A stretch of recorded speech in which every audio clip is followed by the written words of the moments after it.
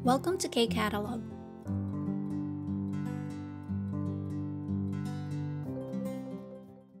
KIIP Level 3, Unit 4, Textbook, page 52. Nasa second part na po tayo ng grammar. So, yung grammar natin today, we have dongsa or yongyongsa, verb or adjective, plus the grammar o gajigu.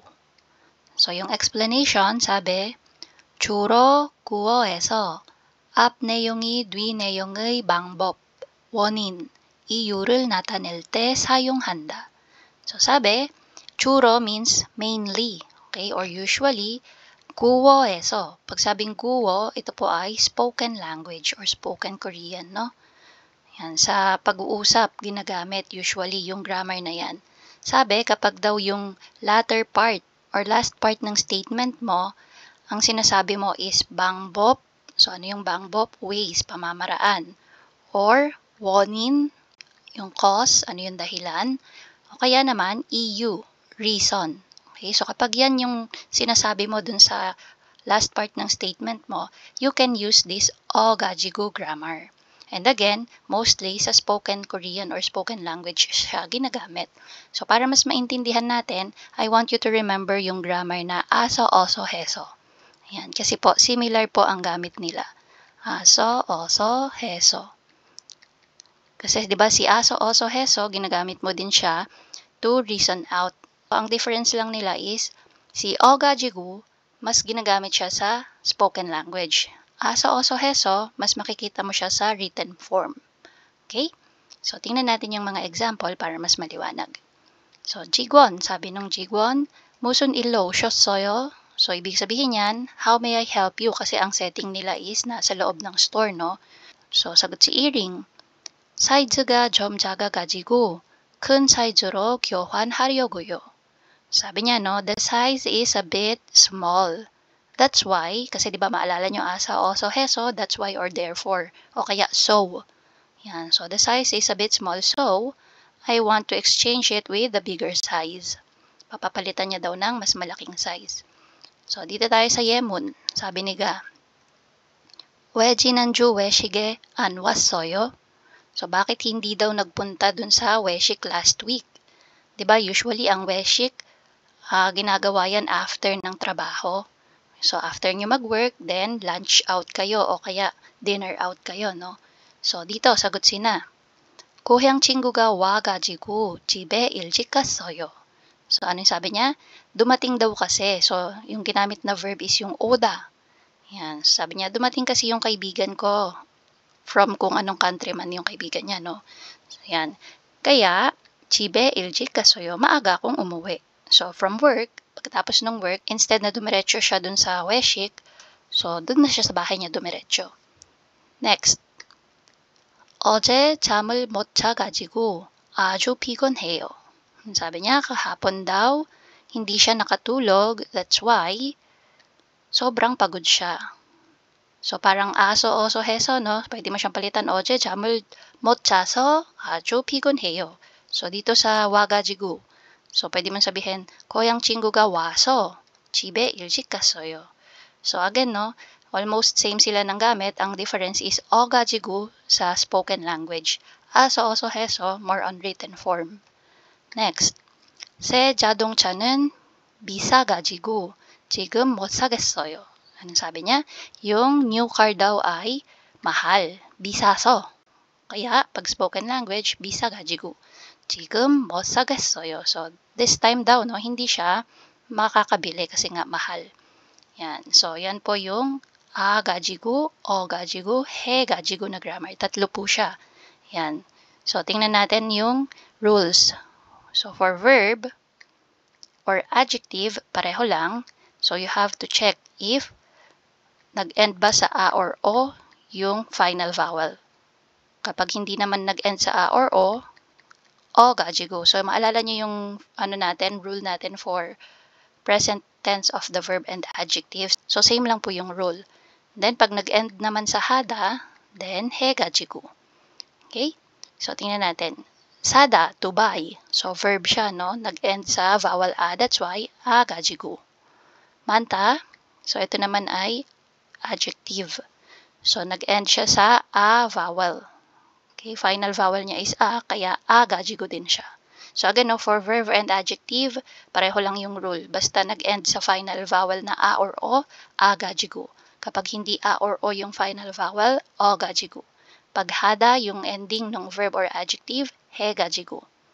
Okay, so again, ang ibig sabihin niya is so. O kaya, that's why or therefore.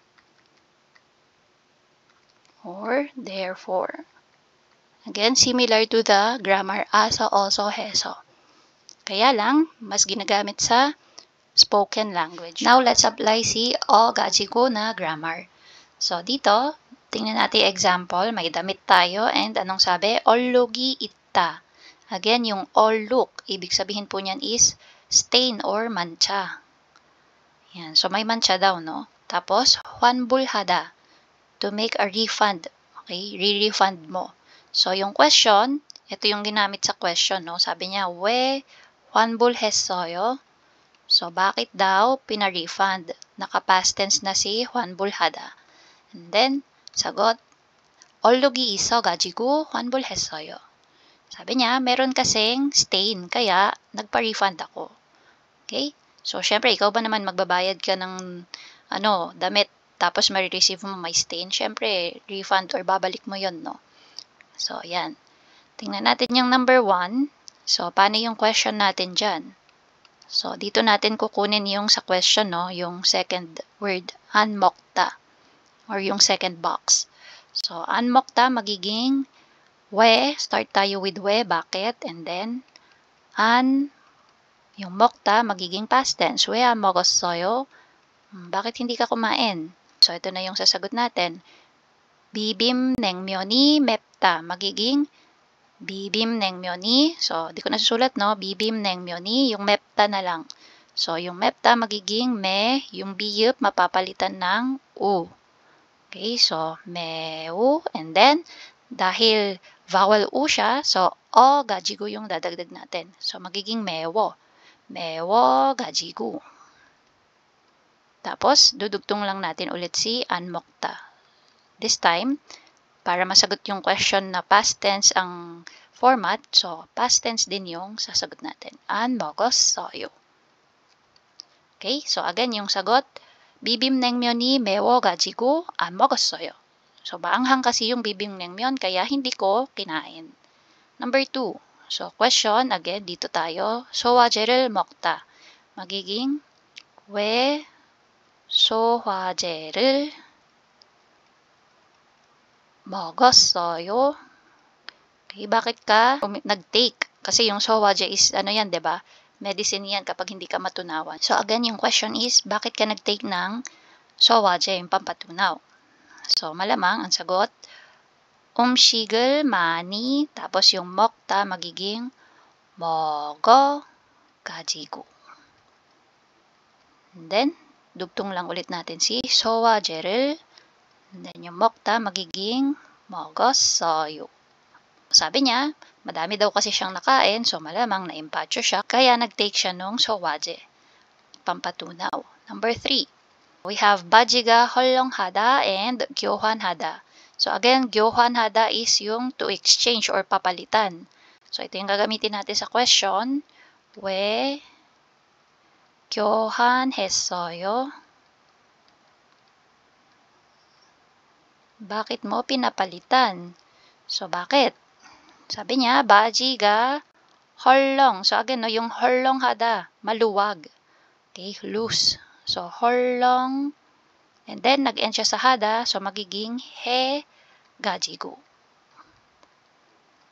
And then, 교환했어요.